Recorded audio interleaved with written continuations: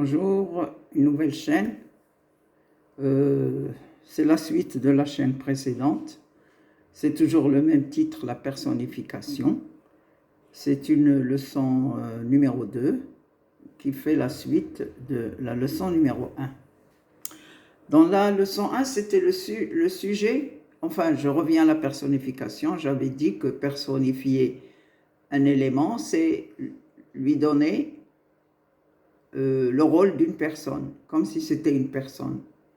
Là, je fais parler les mots de la langue, de la grammaire, comme si c'était des personnes. C'est-à-dire que à ma place, c'est eux qui parlent. Au lieu que c'est moi qui présente la leçon, c'est eux qui parlent à ma place. Et je crois que c'est mieux. Je crois que c'est mieux parce que là, on comprend mieux. Alors, dans la leçon précédente, c'était le sujet qui avait adressé la parole au verbe. Et maintenant, c'est le verbe qui va parler, qui va répondre à monsieur le verbe. Donc, la parole est au verbe. Je suis monsieur le verbe, je m'adresse à monsieur le sujet. Voilà. Bonjour monsieur le sujet. Vous allez bien? Alors, écoutez-moi. Je vais puisque vous m'avez fait, vous avez parlé de moi, peut-être que vous avez fait des remarques, et moi aussi je vais parler de toi, et je vais te parler à toi directement. Alors, premièrement, moi je suis le verbe, et comme tu as dit, je suis le noyau de la phrase. On est inséparables. Tu es toujours placé devant moi, avant moi, et moi je suis placé au milieu de la phrase. Ça dépend des éléments qui composent la phrase. Donc, si on n'est que tous les deux, toi et moi, comme par exemple, je vais dire, le garçon parle, point.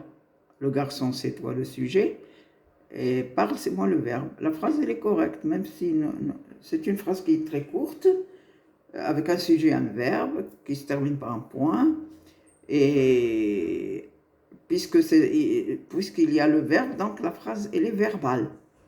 Et lorsque je n'existe pas dans la phrase, eh bien, la phrase, elle est nominale. Voilà la différence. Quand, par exemple, j'ai dit le garçon parle, sujet, un verbe. Et si je dis un petit garçon, point, phrase nominale, il n'y a pas de verbe. Petit, c'est un adjectif qualificatif placé devant le nom, garçon, et ça forme une phrase nominale. Donc il y a deux sortes de phrases, la phrase verbale, quand je suis là, et la phrase nominale, quand je ne suis pas là. Pour te trouver, je dois poser la question, qui est-ce qui? Le garçon parle, qui est-ce qui parle? La réponse, c'est le garçon, sujet. Donc pour trouver le sujet, je dois poser la question qui est-ce qui? Mais qui est-ce qui? On la pose quand il y a une personne. On peut poser aussi la question avec qu'est-ce qui? Qu'est-ce qui? Par exemple, le soleil brille. Qu'est-ce qui brille? C'est le soleil. Donc, qui est-ce qui pour la personne? Et qu'est-ce qui? C'est pour la chose. Donc, deux façons de poser la question pour trouver le sujet. Voilà. Donc, pour te trouver, je recommence, on doit poser la question. Et toi, ta nature? Quelle est ta nature en tant que sujet? Alors, ta nature, c'est que soit que tu représentes un nom d'une personne, comme le garçon, c'est le nom d'une personne, soit que tu représentes le nom d'un animal, le chien aboie, donc le chien c'est un nom d'animal, soit un nom de chose. Par exemple, le téléphone sonne, c'est une chose, le téléphone. Donc, nom de personne, nom d'animal et nom de chose. Et parfois, tu représentes un nom propre. Un nom propre. Quand je dis, par exemple, Ahmed, Ahmed marche. Ahmed, c'est un nom propre. Nom propre de personne. Il y a aussi le nom propre d'une ville, comme si je dis Rabat. Ça doit s'écrire avec une majuscule, bien sûr. La première lettre doit être une majuscule. Voilà. Ou bien le nom propre de ville, nom propre de personne, nom propre de ville et nom propre de pays, comme le Maroc. Maroc, c'est un pays, donc c'est un nom propre. Donc, nom propre de personne, nom propre de ville et nom propre de pays. Voilà. Je continue. Et est-ce que toi, en tant que sujet, est-ce que tu es placé devant moi? Mais parfois, tu n'es pas seul. Tu dois représenter un groupe de mots. Un groupe de mots. Et tu es éloigné de moi. Et ce qui te sépare de moi, c'est le groupe de mots. Par exemple, je dis la pluie